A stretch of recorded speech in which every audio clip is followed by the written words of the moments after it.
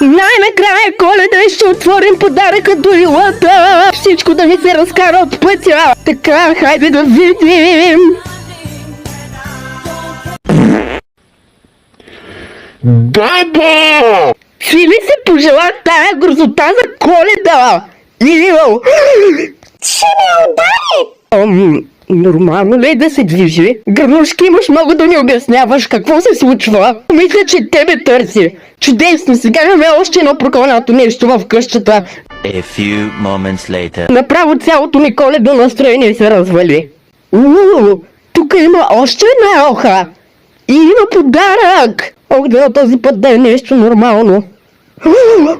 Топка за елха. Хайде да я сложим. Опа!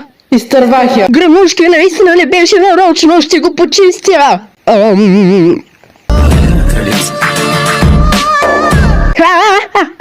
Кой стана на Елза, бе? Това е отмъщението ми, че носиш някакви грозоти вкъщи. Айде, заповядай, Гарго, вечерята пристигна. Прясно гранушево месо.